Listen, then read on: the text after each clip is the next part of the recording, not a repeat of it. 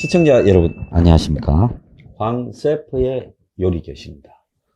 황 셰프가 간간히 바쁜 와중에도 요리를 해서 여러분한테 배달하는데 그 유시성을 가진 데서 협조를 안 해가지고 배달이 택배가 안 됩니다. 그래서 여러분들한테 항상 따끈따끈한 요리를 만들어서 바로 드시게 했는데 중간에 이 델리버리 하는 유시성을 가진 자가 방해를 해가지고 여러분들이 항상 요리를 며칠 뒤에 식은 요리를 드시게 돼서 제 잘못이 아니지만 제가 죄송합니다. 저 유씨가 참 나빠요.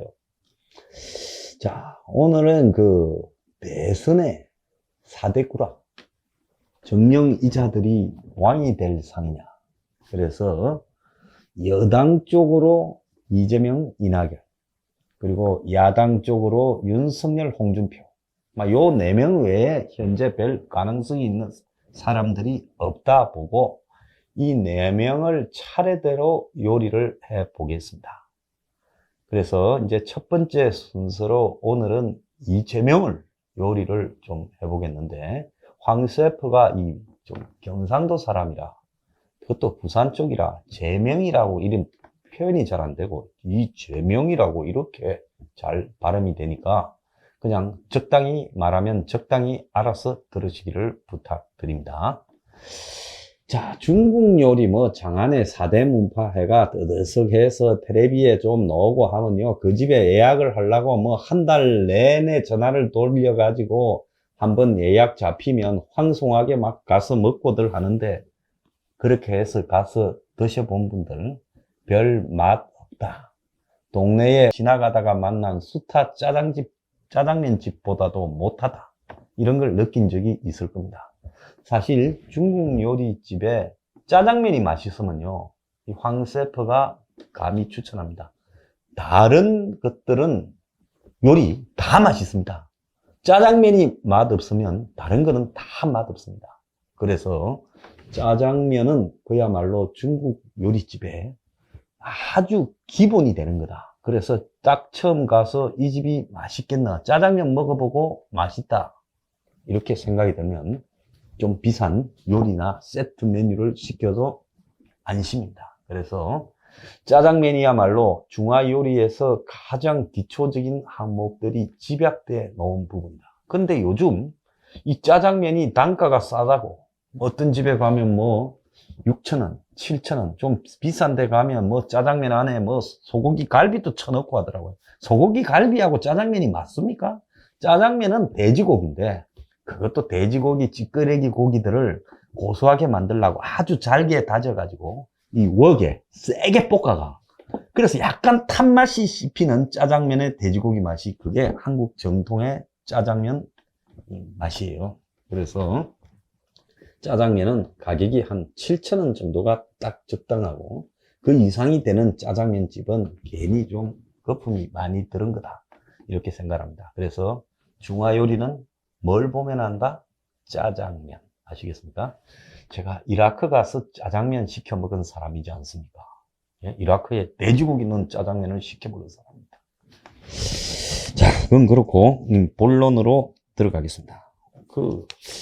이재명이 하면 장점, 단점이 극명하게 부각이 됩니다. 이 황 셰프는 항상 공정해서 누구를 씹으려고 요리 대상으로 올리는 게 아니라 장단점을 아주 정확하게 이야기하는데, 자, 이 사람의 장점 첫 번째는 기회주의입니다. 기회주의가 장점이냐고요? 대선에 나가는 사람은 기회주의가 있어야 되지, 기회주의가 없는 사람은 대선에 나가서 성공하기가 굉장히 어렵다. 박근혜조차도 기회주의를 잡은 겁니다. 그건 뭔 기회주의냐? 아버지가 찬스를 준 그 기회를 잡았기 때문에 기회주의예요. 아버지가 아니었으면 박근혜는 절대로 대선 근처에도 못 갔죠. 최순실이가 붙어 있을 리도 없고 최순실이가 지가 만들었다고 하는데, 그래서 모든 사람이 기회주의다. 그런데 특히 이재명은 기회주의에 탁월하다. 어떻게 탁월하냐? 자, 문가리가 처음에 쥐를 좀 찌르니까 네 아들 고용정보원에 들어간 것 이런 것도 다 캐보자. 야, 이게 어떻게 보면 겁대가리가 없고 정말 세게 나갔잖아요. 배짱이 있죠. 배짱은 좀 이따 이야기할 건데. 그런데 그랬다가 나중에 재판을 앞두고 정말 내가 잘못했다, 잘 모시겠다 그러면서 막 문한테 한정없이 기었어요. 야, 저 길 수 있는 저 기회주의적 태도. 그리고 이재명이는 미안하지만은 대학을 좀 시원찮게 다녀가지고 중앙대를 나중에 갔지만 그 대학을 좀 다녔다고 할 수도 없고 운동권 기록도 없어요, 대학에. 그러니까 주사파가 되고 싶어도 못 됐어요. 그런데도 불구하고 엊그제는 금강산 관광을 재개하겠다. 그러니까 막 문이 좀 밀어주는 것 같은 느낌이 드니까 팍팍 문 앞에서 엎드려가지고 문이 좋아할 말을 하는 겁니다. 과연 지가 대통령이 된다고 금강산 관광을 재개할 수 있을까요? 그러면 유엔이나 미국이 둘까요? 그런데도 그런 말까지도 지금 이 기회를 잡았을 때 바짝 엎드리자고 하는 겁니다. 자, 두 번째는 굉장히 뻔뻔함인데, 야, 이 지금 한국 최대의 찰그머리녀가 저는 이 부선 누님이라고 봅니다. 아, 보통이 아니지요. 여성이 그냥 창피함을 무릅쓰고 그냥 이 무상 연애를 했던, 난방비도 안 됐던, 그 난방비에 한이 져서 나중에 난방 열사까지 됐어요. 그때 제명이 그냥 난방비 보조만 좀 해줬다면 난방 열사가 되겠습니까? 그런데 이 찰그머리 누님이 뭐라고 했느냐, 전박이라고까지 했습니다. 전박이. 그 시기에 전박이 도사까지 만들었는데도 그거 다 그냥 이미 법적으로 다 입증됐다. 그리고 심지어요, 어느 대선 후보가 병원에 가가지고 병원에서 바지를 내리고 기자까지 동석시켜서 의사 앞에서 그 시기에 점이 있는지 제거를 했는지까지 검증을 했다고 발표를 했습니다. 야, 이쯤 되면 나오나도 진짜 5분만 보여드리겠습니다 하다가 하지 마세요, 괜찮습니다 하니까 다시 올렸잖아요. 그런데 이 사람은 대통령 가겠다는 사람이 바지를 내려서 검증을 한 뻔뻔함을 가지고 있습니다. 이거는 아마 역대 전무후무한 이 뻔뻔합니다. 이 자질을 갖췄어요. 자, 그리고 담대함인데, 보통 저렇게 달라들면 너 나하고 잤잖아, 너 몇 달간 사귀었잖아, 너 점 있대, 너 난방비도 안 내고 짠돌이 했잖아, 너 총각이라 속였잖아, 이러면 보통 사람이면 좀 얼굴이 붉어지거나 정계 은퇴하겠습니다라거나 뭐 사실 만났지만 자지는 않았다거나 뭐 이렇게 좀 가는데, 본 적도 없고요, 뭐 변호사 뭐로 상담은 한 적 있지만 개인적으로는 본 적이 없어요. 집회 현장에서 만나서 처음부터 똑같이 그냥 한결같이 왔어요. 이거는 정말 범인의 경지를 초월한 탁월한 정신세계를 가져야 가능하고, 그러고도 또 보통 그쯤 되면 다음날 텔레비에 나오면 얼굴이 이렇게 돼야 되는데 잘 정리했어요. 그래가지고 같이 또 뭡니까, TV 예능 프로에도 등장해서 나오지 않았습니까? 그걸 보고 정말 담대하다. 그걸 보면 나중에 등장할 인물인 안희정이는 참으로 안 됐죠. 그렇지 않습니까? 그래서 정말 대통령이 될 만한 담대함을 가지고 있다. 자, 집요함. 한국에서 제일 집요한 집단이 어디라고 생각하십니까? 전 대깨문이라고 보거든요. 그럼 대깨문이 다 달아 들어가지고 뭐 해경궁 홍신이부터 시작을 해서 이재명을 갖다가 막 조졌잖아요. 지사 할 때부터 조졌고 성남시장 할 때부터 조졌어요. 그런데 그 대깨문이 요즘 조용해졌어요. 그러니까 대깨문을 이긴, 대가리가 다 깨져도 문을 한다고 했는데 대깨문이 이재명이 앞에서 그냥 대가리가 깨져서 사라져버렸어요. 그래서 그 이재명의 집요함이라는 것은 대깨문을 눌렀다, 가히 자격이 있다, 이렇게 봅니다.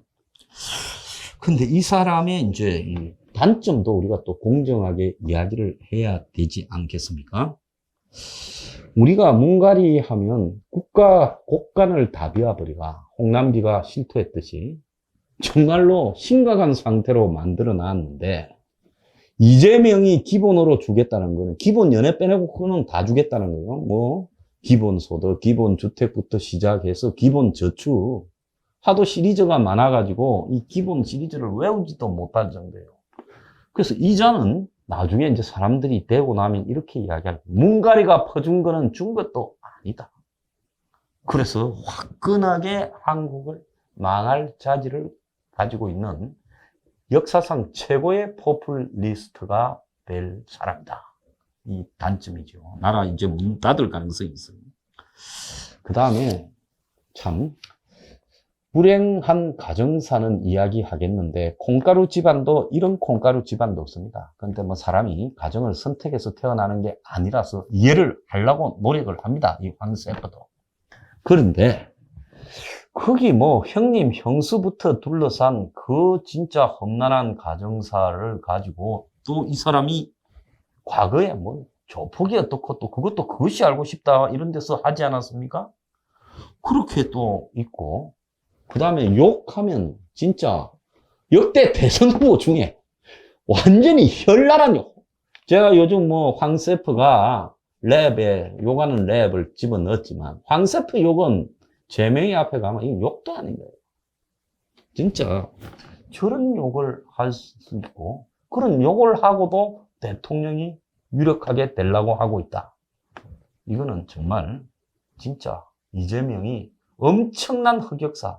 증거가 또 남아있기도 어려워요. 보통 뭐 저 사람 술 먹고는 욕 좀 한다대 이런 정도지, 증거가 녹취록이 온 사방에 아직도 돌아다니는데, 그럼에도 불구하고 이걸 갖다가 지금 이 대선 가겠다. 그래서 과거의 흔적들을 엄청나게 남기고 있어요. 앞서 이야기했던 김부성과의 흔적도 지금 엄청 남고, 욕도 많고, 뭐 조폭이 어떻고 이렇게 좀 있는데도 지금 이재명은 그 과거를 덮어버리고 가는 놀라운 실력을 보이는데, 이게 그야말로 앞으로 대통령이 돼서 나라에 만약에 적용이 된다면 얼마나 무서울지 한번 생각을 해봤습니까? 자기가 온갖 비리를 저지르고 그걸 갖다가 덮으려고 이제 솜씨를 발휘하게 되면 아마 감당 불가한 상태가 될 거다. 문갈이가 성군이었다, 이제 이런 소리가 나올 수도 있다는 겁니다. 그래서 그런 부분도 우리가 잘 봐야 돼요. 자, 그 다음에 가만히 보면 딱 봐도 나쁜 남자지요. 딱 봐도 캐릭터가 나쁜 남자잖아요. 그런데 그렇게 나쁜 남자인데 그게 오히려 사람들의 기대치를 낮춰가지고, 이재명한테서 앞으로 뭐 부선이 2가 나와도 사람들이 별로 놀라지 않을 거고, 이재명한테서 지금 욕설의 뭐 업그레이드 버전이 나와도 사람들이 놀라지 않게 만들어. 이게 단점이가 장점인가? 황세프도 잘 모르겠습니다. 어쨌든 나쁜 남자라고 본인이 스스로 자처하고 기대치를 낮춰버려가지고 나한테 기대하지 마요. 나 인성은 나빠도 대통령 가요. 요렇게 만들었다. 그래서 대통령직 자체를 참으로 허접하게 만드는 그런 나쁜 남자다. 이렇게 보고 있습니다. 자, 그런데 지금까지는 잘 왔어요. 최근에 보니까 무슨 뭐 축구하고 관련해서 된 것도 다 틀어버린 것 같고, 검찰 수사도 동시에 틀어버리는 것 같아요. 그러면 검경 수사를 동시에 틀었다. 또 이낙연이 지난 7월 달까지만 해도 치고 올라가다가 7월 말부터 쳐졌고, 지난 주말에 있었던 충청도 경선에서 더블 스코어로 이겨버렸어요. 그래서 이게 뭘까? 이러고도 나중에 당원 대의원 투표에서 뒤집으려고 할까? 호남 가서 뒤집을까? 의문이었는데, 황세프는 이 방송 찍는 화요일 날 나온 검찰, 경찰이 손 떼는 걸 보고 이게 상황이 끝났구나, 이런 생각을 합니다. 문제는 저 사람이 저 정도로 이 여권에서 1등을 갖다가 엄청나게 오래 했어요. 한때 문갈이가 이 주저앉혀 보려고 문가리가 민원 후보까지도 냈는데 그것도 끊고 지금 버티고 있는 건 참 대단한데, 문제는 지지율이 저렇게 혼자 1등을 오래 하면 팍 올라가야 되는데 팍 안 올라가고요. 30% 근처에서 맨날 머물고 있어요. 이건 뭘 이야기하느냐? 외연 확장에 치명적인 장애가 있을 수 있다. 그래서 좋아하는 사람은 흐트러지지 않고 잘 붙어 있지만은 싫어하는 사람들은 엄청 싫어한다. 그래서 이 중도로도 외연이 확장되지 않는다. 그래서 야권이 하도 시원찮아서 지금 유력 후보가 되어 있지만은, 야권이 만약에 정상적인 사람이 하나쯤 제대로 있었다면 이기지 못할 것이다. 이렇게 보고 있습니다. 자, 그런데 또 하나는 가장 유의해야 될 거는 황세프가 항상 믿는 철칙이 하나 있어요. 재수 총량의 법칙이라고 합니다. 자, 이재명이 욕도 뛰어넘고 부선이도 뛰어넘고 지금까지 온갖 허들갱기 뛰어넘듯이 다 뛰어넘어왔어요. 저렇게 사람이 재수가 좋을 수가 없어요. 그래서 초장에 재수가 좋아서 왁 재수를 당겨서 써버리고 나면 나중에는 이제 악재만 있는데, 저 사람이 진짜 대선에 꼴이 날 정도로 앞으로도 재수가 무한정 좋을 것인가? 아니면 지금까지는 이 탄탄 대류를 달라오더라 막판에 그냥 걸려가지고 와장창 자빠질 것인가? 근데 황세프는 재수 총량의 법칙에 따라 어딘지 잘 나가는 게 불길한데 다 쓰지 않았을까? 한 5%나 남았나? 이렇게 한번 생각을 해봅니다. 자, 그리고 한국의 기득권도 참 무시할 수 없는데, 저 사람이 한국의 기득권을 굉장히 위협하고 있지요. 만약에 저 사람이 되면 붕이 지금 하고 다니는 소주성이나 뭐 이런 거는 주 52시간이나 이런 거는 정책도 아니다라고 만들 정도로 쇼를 할 겁니다. 그러면 기득권은 가만히 생각해 보니, 저 사람이 앞으로 부동산을 두들겨 잡고 또 무슨 이 포퓰리즘을 막 선동할 때 많이 가진 사람일수록 저 사람이 5년 하다가는 살아남겠느냐라는 두려움을 지금 굉장히 많이 가지고 있을 거라고 봐요. 아직까지는 뭐 이재명이 뭐 지금 이렇게 하는 부분에 대해 지켜보자라고 보고 있지만, 이제 점점 이재명의 당선 가능성이 높아지면 기득권들이 이재명을 저걸 용납해서 될 건가 하는 심각한 고민에 빠질 거예요. 근데 권력을 쥐면 아이고 이것들이 뭘 달라들어, 재벌들이나 언론 밟아버리면 되지. 자, 이렇게 생각하는데 그게 어느 순간이 돼서 기득권 전체를 적으로 돌리면 집요하게 어떤 계기가 마련됐을 때 공격을 할 수 있죠.